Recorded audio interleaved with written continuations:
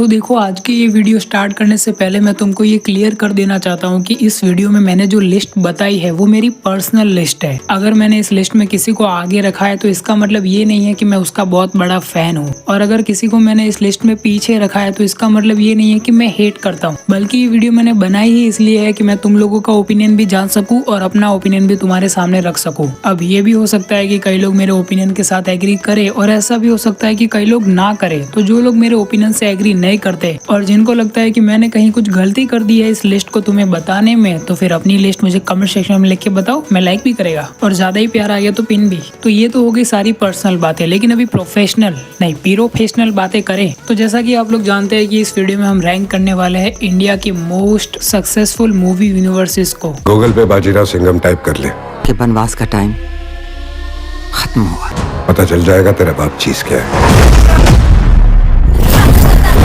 तो यार इस लिस्ट के 5वें स्थान पर मैंने रखा है रोहित शेट्टी के कॉप यूनिवर्स को। वैसे तो कॉप यूनिवर्स में काफी सारी मूवीज आ चुकी है, लेकिन इसकी ऑफिशियली शुरुआत हुई थी सिम्बा मूवी के साथ। लेकिन सिम्बा मूवी से पहले भी कॉप यूनिवर्स की कुछ मूवीज आ चुकी थी। कुछ क्या, सिर्फ सिंघम सीरीज ही आई थी, सिंघम का पार्ट 1 2011 में, और उसके बाद सिंघम रिटर्न्स। लेकिन फिर इसके बाद सिम्बा मूवी के बाद सूर्यवंशी रिलीज होती है कोविड के बाद। फिर भी वो मूवी जमकर कमाती है क्योंकि उसमें थे कई सारे कैमियोज। सिंघम से अजय देवगन यानी कि बाजीराव सिंघम का कैमियो, और सिम्बा से रणवीर सिंह यानी कि भाले राव का कैमियो। तो इतने सारे कैमियोज को देखते हुए और ऊपर से ये एक एक्शन ड्रामा मूवी थी, तो इसी के चलते ये मूवी चल गई और बहुत चल गई। इसलिए यहाँ पर रोहित शेट्टी को बहुत ज्यादा कॉन्फिडेंस आ गया कि फिर से मैं एक ऐसी मूवी बनाऊंगा कॉप यूनिवर्स में, वो भी चले कि उसको दिवाली पे रिलीज करेंगे, और चल भी रही है भाई। सिंघम का पार्ट 3 यानी कि सिंघम अगेन, इसको कॉप यूनिवर्स का फाइनल एग्जाम भी नहीं, फाइनल बैटल भी बोल सकते हो, क्योंकि यहाँ पर कॉप यूनिवर्स के हमारे सभी हीरोज सिंघम अगेन नाम के हॉल में अपना पेपर देने आ गए हैं। मूवी देख के तो ऐसे ही लग रहा था। चलो फिर आगे बढ़ते हैं। अब भाई लोग, इस चीज को कवर करने का मन तो नहीं कर रहा है, लेकिन इंडियन पुलिस फोर्स नाम की एक सीरीज आई थी, कहाँ पर आई थी नहीं बताऊंगा, क्योंकि मैं नहीं चाहता कि तुम्हारे आंखों के सामने पिलाश छा जाए। If you know you know. अब यार इस कॉप यूनिवर्स को, सॉरी इस झोल झमेले को मेरी लिस्ट में सबसे आखिर में यानी कि 5वें नंबर पर रखने का मेरा मकसद नहीं, उद्देश्य सिर्फ इतना ही था कि मैं नहीं चाहता कि बाकी मूवी यूनिवर्सेस के साथ नाइंसाफी हो, क्योंकि भाई बाकी डायरेक्टर्स ने सोचा है अपना यूनिवर्स बनाने से पहले और उनके फ्यूचर प्लान्स भी है। रोहित शेट्टी ने नहीं सोचा भाई। और अब मैं ज्यादा बोलूंगा भी नहीं, चलो फिर आगे बढ़ते हैं वीडियो में और बताता हूँ कि चौथे नंबर पर कौन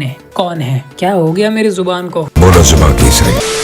अब भाई लोग, इस लिस्ट के चौथे नंबर पर मैं किस यूनिवर्स को रखूं, इसको लेकर मैं बहुत ही ज्यादा कंफ्यूजन में था, लेकिन फिर फाइनली मैंने इस लिस्ट के चौथे नंबर पर रख दिया स्पाई यूनिवर्स को। वायरफ का स्पाई यूनिवर्स ये तब शुरू हुआ जब अपने भाईजान ने टाइगर की नहीं, एक था टाइगर नाम की मूवी 2012 में की थी, और फिर उसके बाद उसका पार्ट 2 टाइगर जिंदा है 2017 में। अब भाई लोग, अब तक तो इनका कोई प्लान नहीं था कि कोई यूनिवर्स बनाएंगे, लेकिन फिर उसके बाद 2019 में रिलीज होती है वॉर, और वो 400 करोड़ का कलेक्शन करती है। तभी से इनका प्लान बन जाता है कि नहीं, 400 का 800 बनाना है, और बनता भी है। 2023 में पठान रिलीज होती है और वो कमाती है 1000 करोड़। अब वो यूनिवर्स के नाम पे कमाई या फिर SRK के नाम पे, वो तुम लोग मुझे कमेंट सेक्शन में लिख के बताओगे। लेकिन फिर पठान के जस्ट बाद रिलीज होती है अपने सलमान भाई की टाइगर सीरीज का पार्ट 3 यानी कि टाइगर 3, जो कि कुछ इतनी ज्यादा भी नहीं चलती जितना की सोचा था, जितनी की उम्मीद थी। लेकिन फिर भी ये मूवी सलमान भाई के नाम पे अच्छा खासा कलेक्शन कर जाती है, और यूनिवर्स का तो नाम था ही। अब भाई लोग, इनके कुछ फ्यूचर प्लान्स भी है, वो भी सुन लो। 2025 में रिलीज होगा वॉर का पार्ट 2 यानी कि वॉर 2, और उसके बाद 2025 में ही रिलीज होगी आलिया भट्ट की female spy starrer movie alpha, और फिर उसके बाद पठान का पार्ट 2 भी आएगा 2026 में, और 2027 में जाकर इनका प्लान है फाइनल बैटल दिखाने का, यानी कि टाइगर वर्सेस पठान। मैं तो सबसे ज्यादा एक्साइटेड हूँ अभी वॉर 2 के लिए, क्योंकि उसमें हमें Hrithik Roshan versus junior NTR देखने को मिलने वाला है। आप लोग कौन सी मूवी के लिए एक्साइटेड हो, कमेंट सेक्शन में लिख के बताओ। अब भाई लोग, तीसरे नंबर पर है प्रशांत वर्मा सिनेमैटिक यूनिवर्स, जिसकी की हाल ही में मूवी रिलीज हुई थी हनुमान, जिसने की 300 करोड़ का कलेक्शन किया था। और अब प्रशांत वर्मा सिनेमैटिक यूनिवर्स को मैंने स्पाई यूनिवर्स से भी आगे इसीलिए रखा है क्योंकि इनकी प्लानिंग बहुत ही ज्यादा बढ़िया है। इन्होंने अपनी पहली मूवी यानी कि हनुमान का बजट इतना कम होते हुए भी अपने पूरे यूनिवर्स को हनुमान मूवी के साथ ही अनाउंस किया, और अपने फ्यूचर प्लान्स भी ऑडियंस को बताए, और इनके प्लान देखने में काफी ज्यादा ही प्रॉमिसिंग लग रहे हैं। अब PVCU के बारे में और तो ज्यादा कुछ बताने को है नहीं, लेकिन अब भाई लोग PVCU की दूसरी मूवी यानी कि हनुमान का सीक्वल रिलीज होने वाला है 2026 या फिर 2027 में, जिसका की नाम होगा जय हनुमान। और जय हनुमान मूवी से ही ऋषभ शेट्टी का एज हनुमान लुक रिलीज किया गया था अभी, और वो देखने में काफी ज्यादा ही अच्छा लग रहा है भाई। मतलब ऋषभ शेट्टी एज हनुमान कांतार मूवी में उनकी परफॉर्मेंस देखने के बाद तो मैं ये कह सकता हूँ कि परफेक्ट चॉइस। अब वैसे यहाँ पर पीवीसीयू की दूसरी कई सारी मूवीज भी अनाउंस कर दी गई है, जैसे कि अधीरा तो बहुत पहले ही कर दी गई थी, हनुमान की रिलीज से भी पहले, और अभी नंदामुरी बालाकृष्णा के लड़के के साथ भी एक मूवी अनाउंस करी है पीवीसीयू के करता धरता यानी कि प्रशांत वर्मा ने, और एक female super hero movie Mahakali भी अनाउंस कर दी गई है। तो भाई लोग पीवीसीयू की कौन सी अपकमिंग मूवी के लिए तुम लोग सबसे ज्यादा एक्साइटेड हो, कमेंट्स में लिख के बताओ। तो अब यार मैंने मेरी लिस्ट के दूसरे नंबर पर रखा है हॉरर कॉमेडी यूनिवर्स को, यानी कि अमर कौशिक का स्त्री यूनिवर्स। अब भाई लोग ऑनेस्टली बोलो तो ये यूनिवर्स मुझे सबसे ज्यादा एंटरटेनिंग लगता है बाकी यूनिवर्स के कंपैरिजन में। अब ऑब्वियस ही बात है ये एक हॉरर कॉमेडी यूनिवर्स है तो हंसी तो आएगी, और हंसी मतलब एंटरटेनमेंट। हाँ, हंसी मतलब ही सिर्फ एंटरटेनमेंट नहीं होता, लेकिन मेरे लिए तो है। तो भाई लोग इस सब की शुरुआत हुई थी 2018 में आई स्त्री मूवी के साथ, जो कि एक हॉरर कॉमेडी मूवी थी और वो चल गई थी,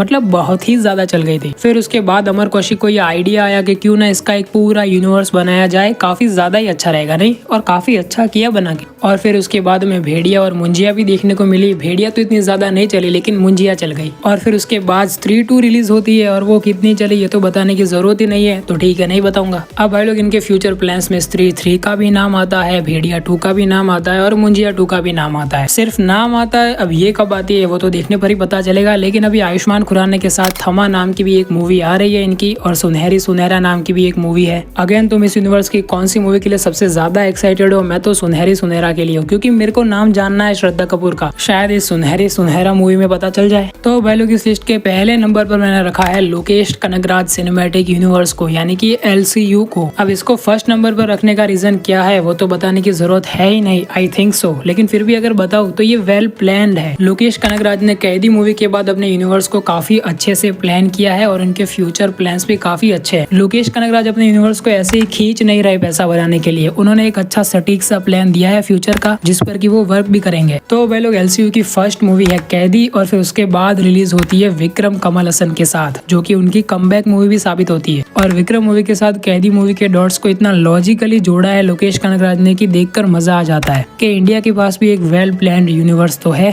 तो भाई लोग विक्रम मूवी के बाद रिलीज होती है थलापति विजय के साथ उनकी मूवी लियो। लियो मूवी को जो LCU में लाया है ना, वो थोड़ा फोर्सफुली लग जाता है, लेकिन यहाँ पर मैंने फोर्सफुल बोला, इलॉजिकल बिल्कुल भी नहीं। यही खासियत है लोकेश कनगराज की। अब लोकेश कनगराज के फ्यूचर प्लान्स में लियो 2 का तो नाम कहीं भी नहीं आता है, लेकिन विक्रम 2 का और कैदी 2 का जरूर आता है। और हाल ही में इन्होंने बैंस मूवी को भी अनाउंस किया है। अब ये बैंस मूवी लोकेश कनगराज के सिनेमैटिक यूनिवर्स में है या नहीं, इसको लेकर मुझे कंफ्यूजन था, लेकिन मैंने राघवा लॉरेंस के बर्थडे वाले उस ग्लिम्स यानी कि बैंस मूवी के ग्लिम्स को फिर से देखा, और वहाँ पर लोकेश कनगराज को ये कहते हुए सुना, welcome to my universe master. I hope so कि तुम्हें भी समझ में आ गया होगा इस डायलॉग के बाद कि LCU का हिस्सा पक्का होने वाली है बैंस मूवी। तो भाई लोग LCU का फ्यूचर कैसा रहता है? मैं तो चाहता हूँ कि अच्छा ही रहे, क्योंकि यहाँ पर लोकेश कनगराज का मैं बहुत बड़ा वाला फैन हूँ। उनके डायरेक्शन का ही वैसे पर्सनालिटी भी अच्छी है भाई की। अरे सॉरी भाई, क्या लोकेश कनगराज सर। तो भाई लोग मैं तो ऐसे ही बकवास करता रहूंगा, तुम जाओ अपना काम धंधा करो यार। यहाँ तक वीडियो को देख लिया, इतना ही बहुत है। अब जाने से पहले लाइक शेयर एंड सब्सक्राइब।